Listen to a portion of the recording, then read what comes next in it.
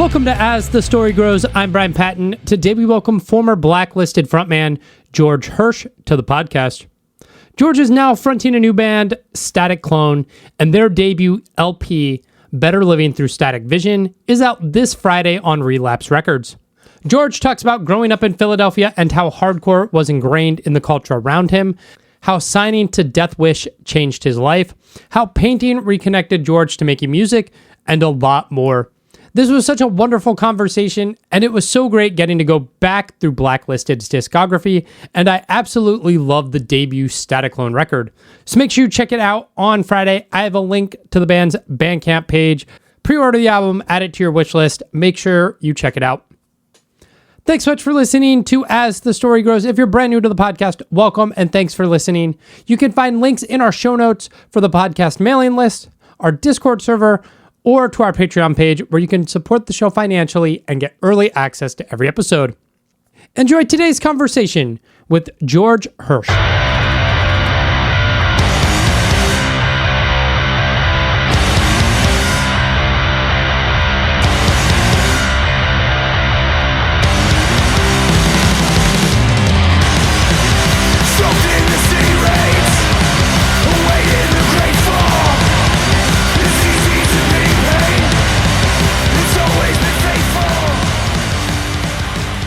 Are you in Philadelphia proper? No, I live right outside the city now. Okay. Okay. But it's actually a little bit colder than it probably is in the city. Oh yeah. I live like 20 minutes outside the city or whatever. So, Okay.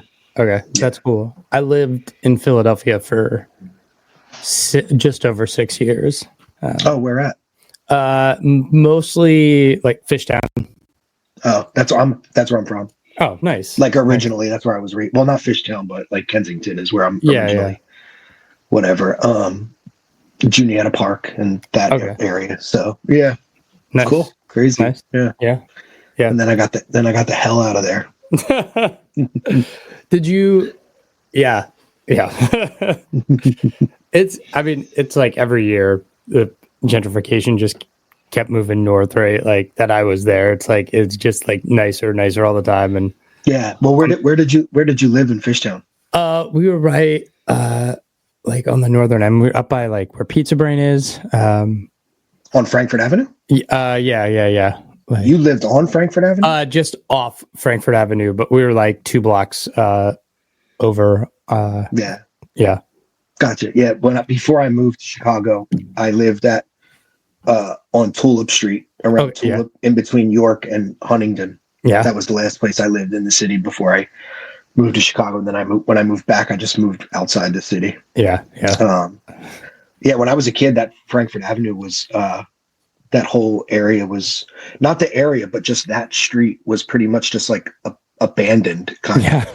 So then, like to see all that stuff pop up, like starting with Loch Lomond and stuff was crazy.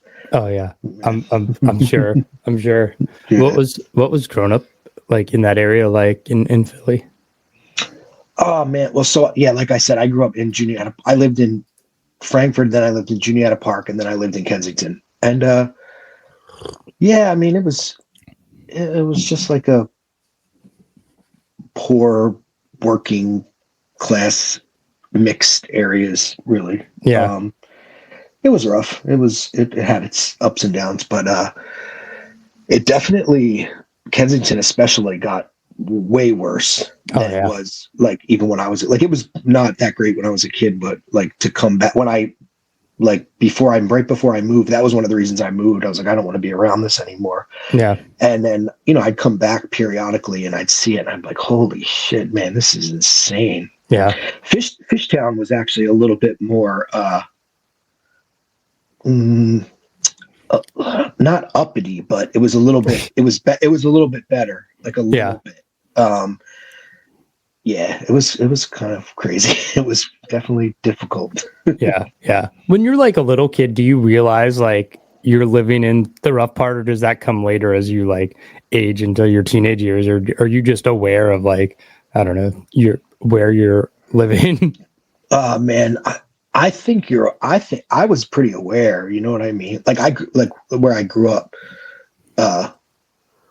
like everybody seemed to be like pretty like tough and rough and like have like these backgrounds and these stories. They weren't like, I don't know. They just, even still, like when I look back, or if I tell someone about, you know, someone I grew up with, or even adults that were around me, it's like, these people are like, just there's like different. So I think I was aware, but I don't know if you're fully aware. Yeah. You know what I mean? Like some stuff is adult stuff and you're not really in the mix like when you're a kid.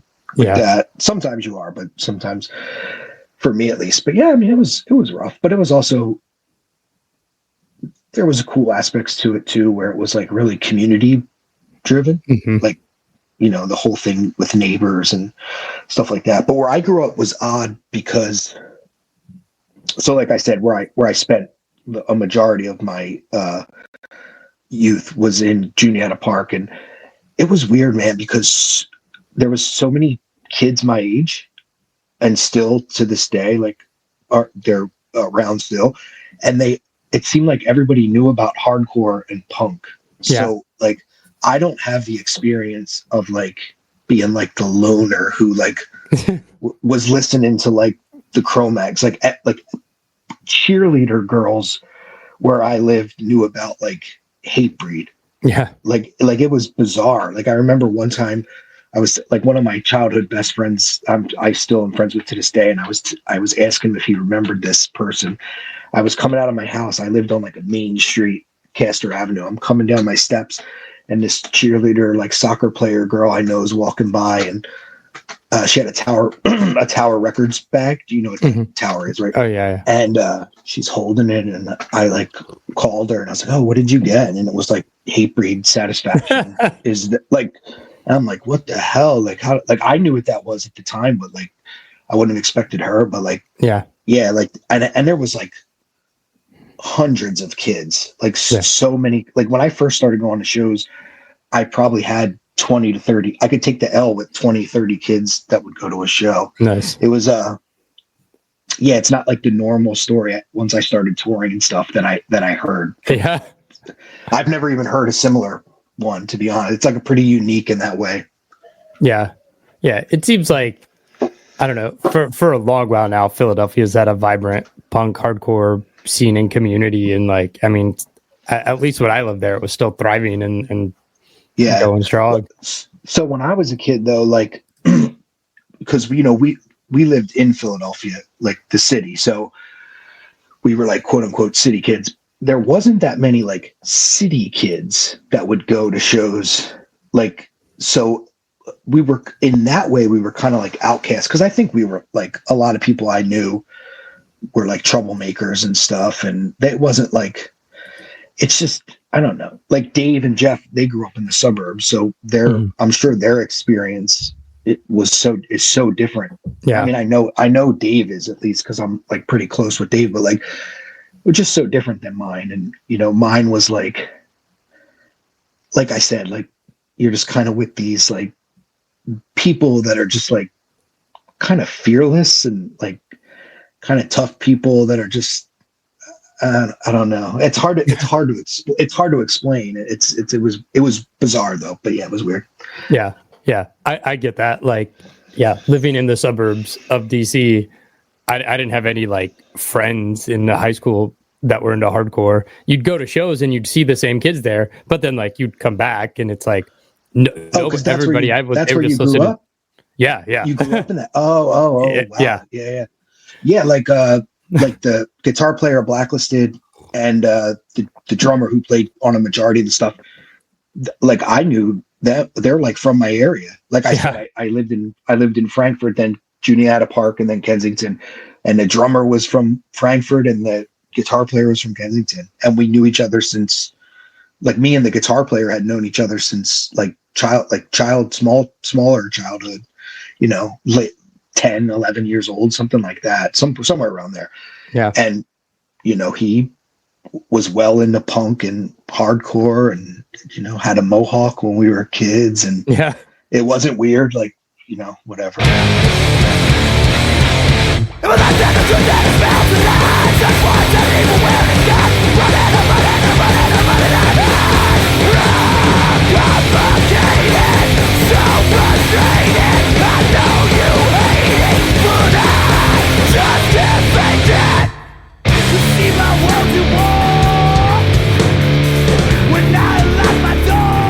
was the genesis for Blacklisted just like you're part of the hardcore scene and then it's just like we should start a band? I know these people who could play.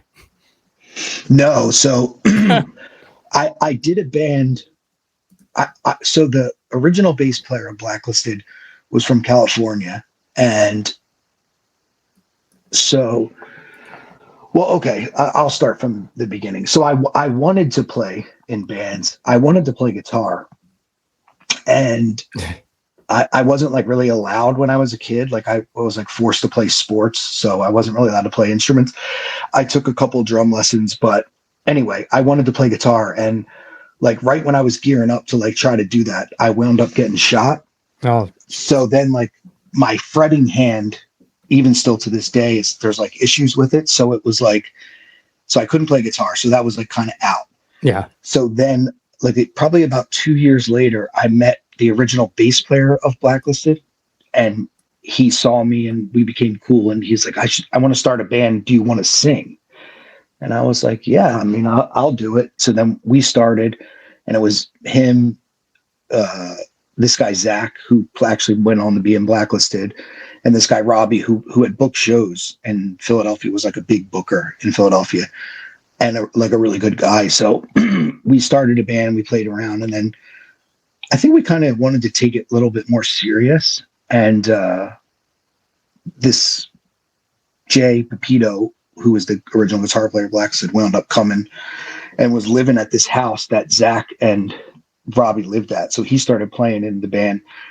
And then when we kind of wanted to take it serious, we just immediately started Blacklisted. So it wasn't like calculated in the way, like, oh, I want to, like, I wasn't at shows like trying to poach people. Yeah. Like I was approached, and then I did it, and then Blacklisted started, and then, you know, it went on to be whatever it was, and all those guys left, and I just kept calling, and yeah.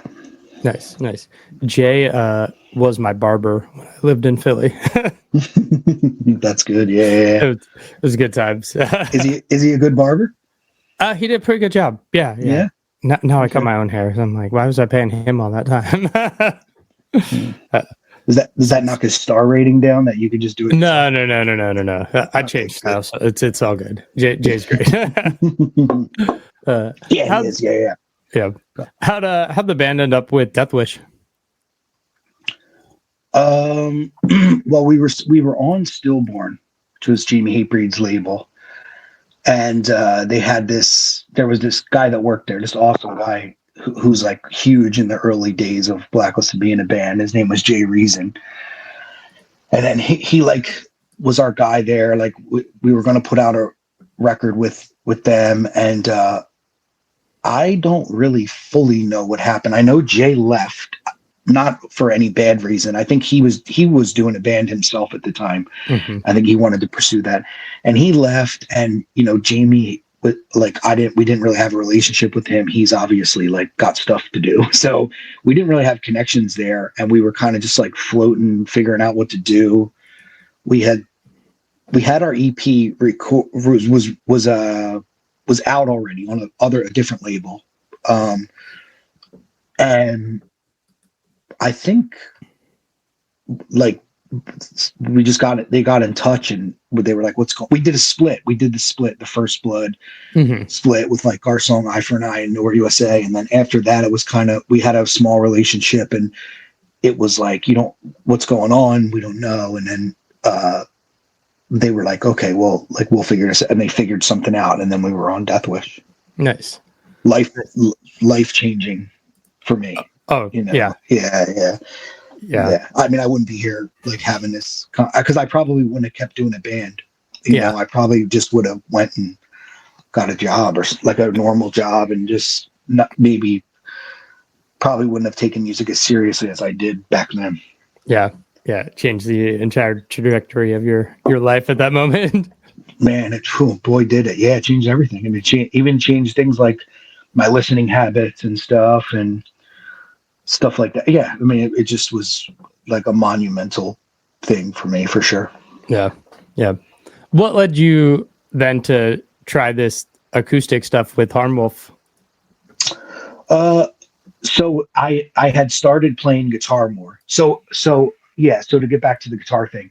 So when I was in Blacklisted in the early days, I didn't play guitar, but once Jay and Zach left, Tim became the guitar player, and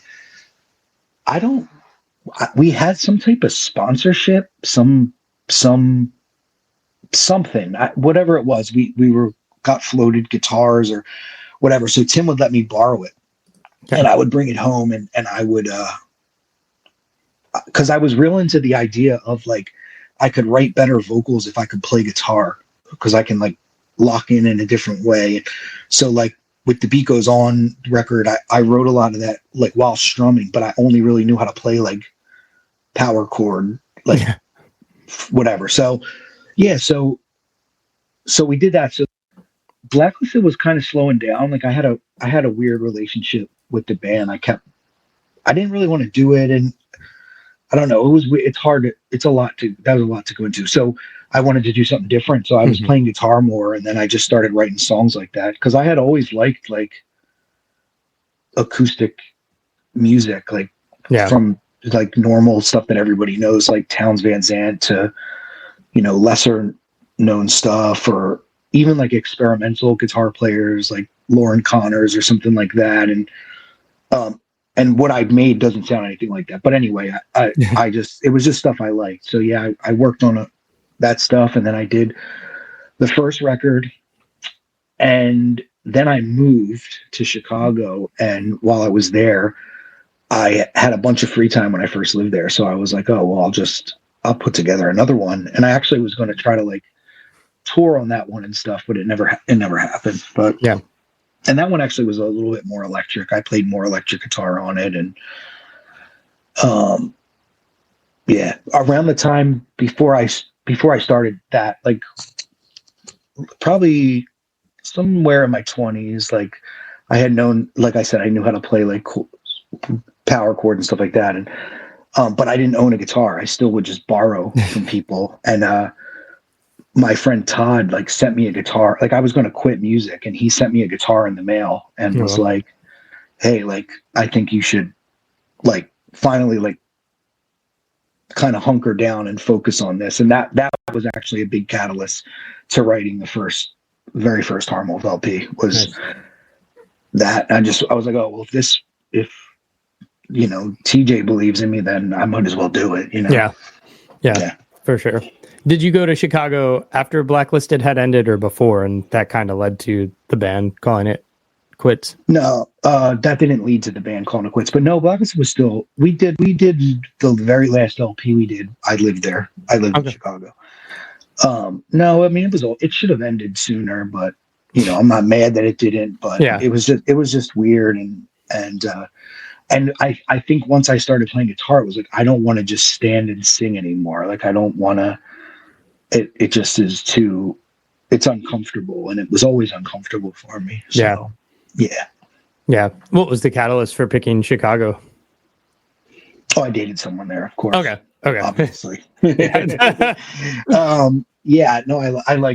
always liked it there, and it's so much different than what I was used to. You know what I mean? It was far different, and it was cool, man. It was a huge point. Saved my life, essentially. Yeah, it was amazing. And then we moved back here, and that's cool too.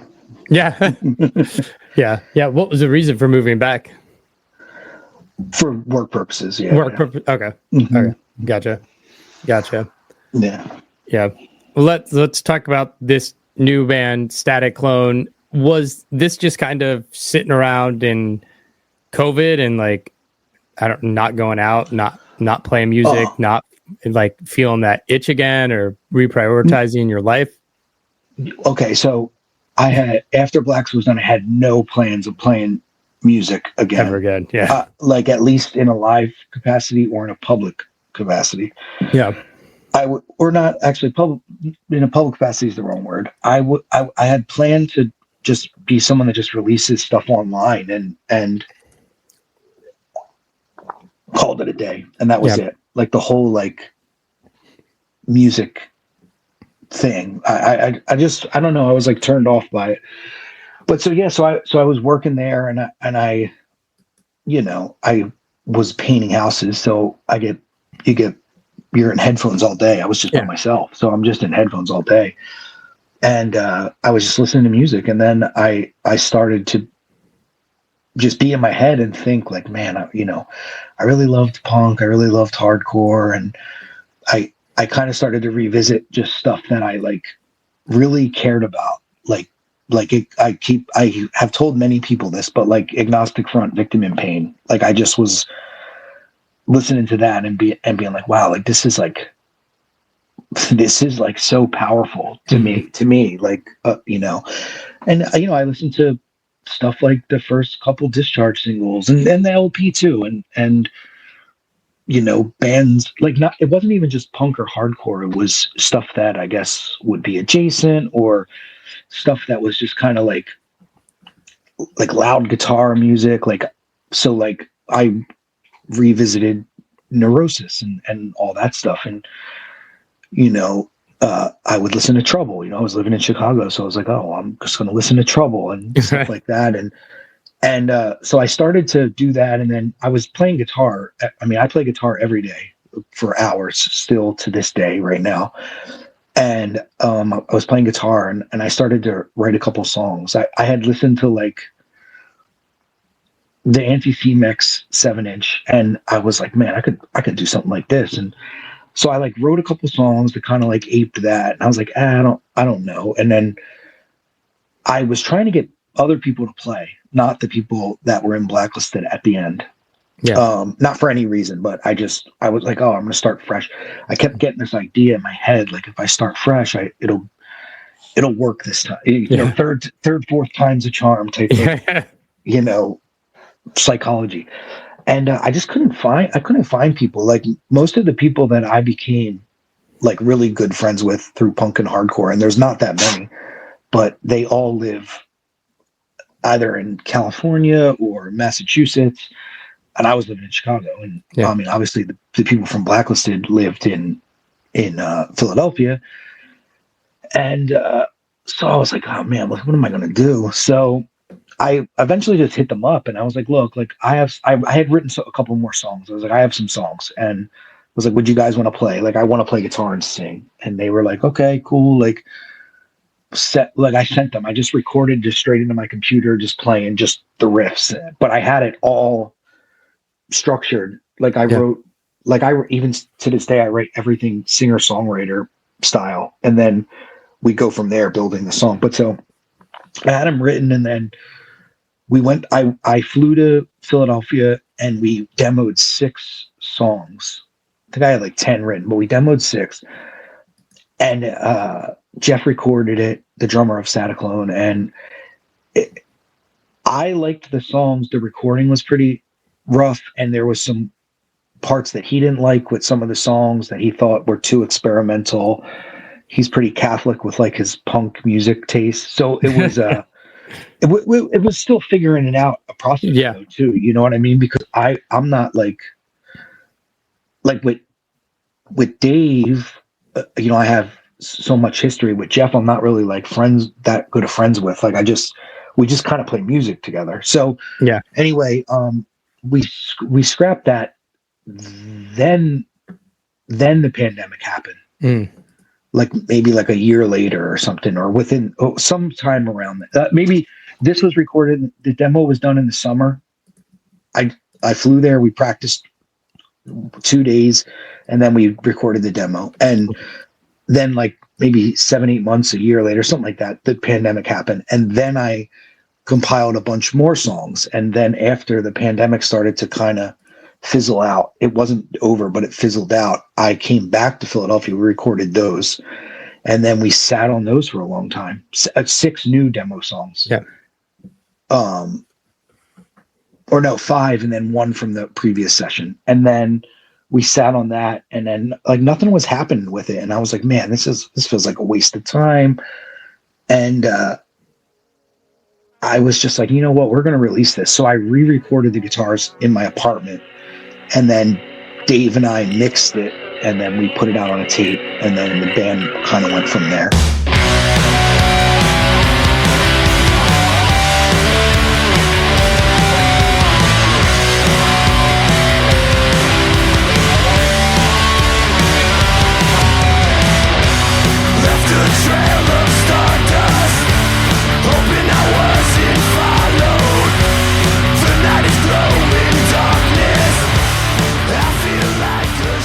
What leads you guys then to Relapse? I mean, it seems like kind of like Deathwish. It's like a Philly band signing to Relapse. Just makes sense, right? Yeah. I mean, yeah. So we did two after the demo. We did two flexies. Yeah. And I think for one, I had to fly back, and we recorded it, and then the other one was when I first moved back. So it was a little bit. It became more of a band where we could like write songs together, and it wasn't me just like,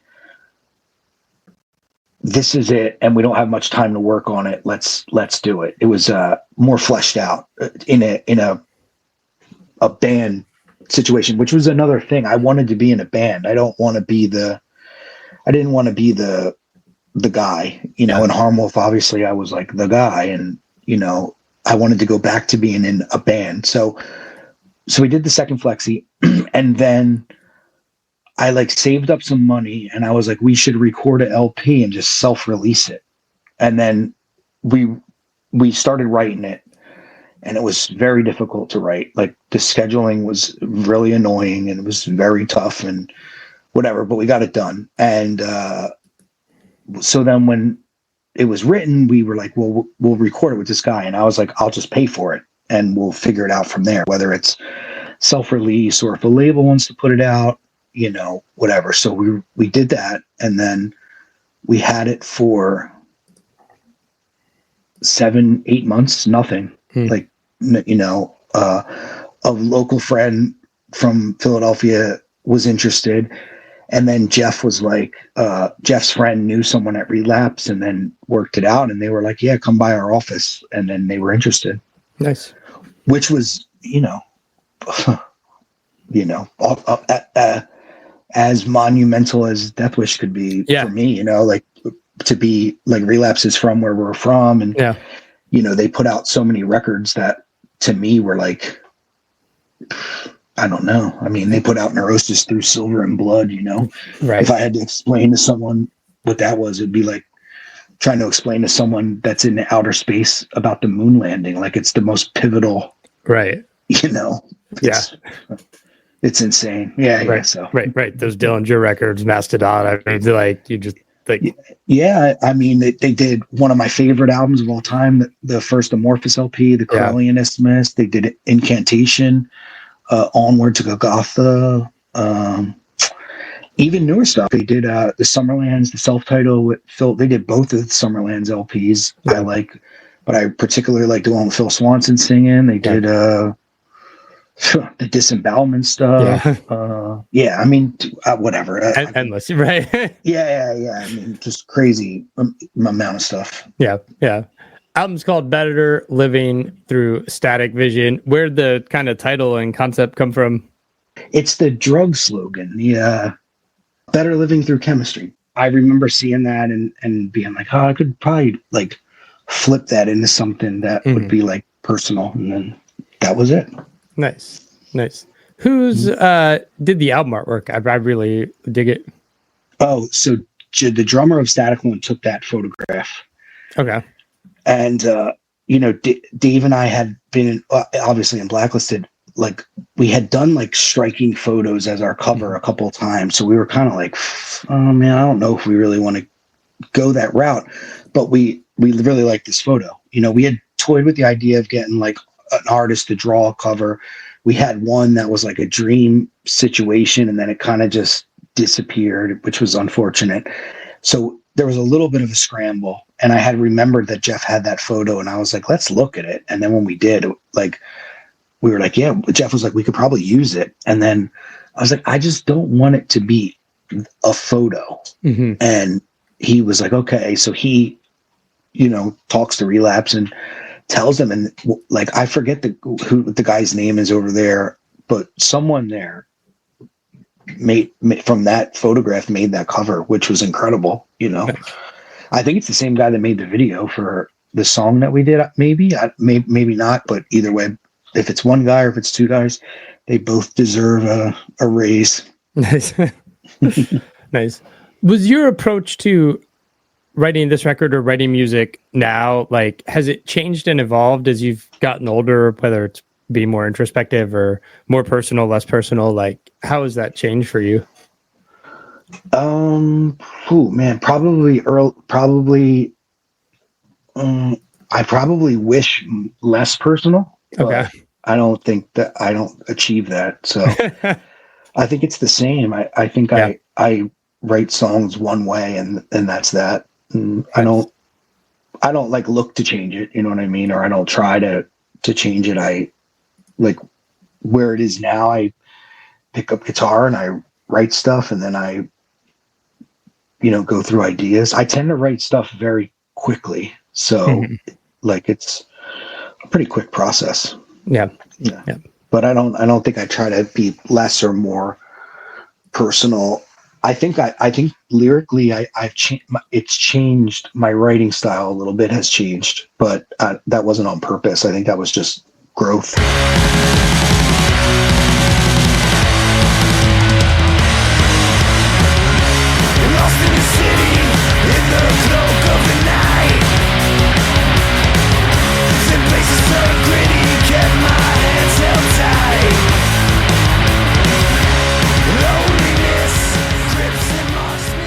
Album's out March 7th.